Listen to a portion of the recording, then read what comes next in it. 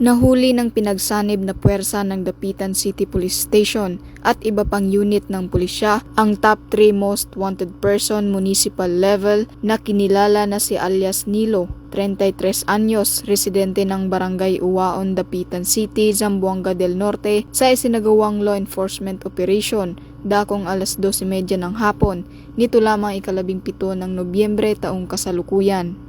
Ang operasyon ay pinamunuan ng Dapitan CPS bilang lead unit katuwang ang Porac Pampanga MPS, 5th SOU Mabuhay SBC, 901st Mobile Company RMFB 9 at Zamboanga del Norte 1st PMFC. Naging matagumpay ang operasyon matapos matuntun at maaresto ang suspect batay sa bisa ng 2 warrant of arrest. Ang suspect ay nahaharap sa kasong lascivious conduct sa ilalim ng criminal case number R-ANG-25-00232-CR.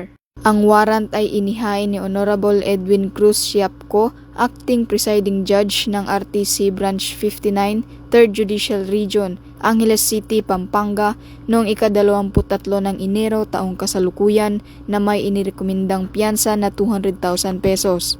Maliban dito, may nakabinbin din siyang kaso sa slight physical injuries sa ilalim ng criminal case number R-ANG-25-00233-CR na may inirekomendang piyansa na 3,000 pesos.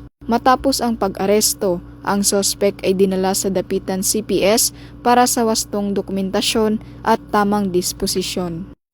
Mula dito sa tanggapan ng Kapulisan sa Rehiyon Siyam, ako ang inyong PIN and Correspondent, Patrolwoman AG Cortez, alagad ng batas, tagataguyod ng Balitang Pulis.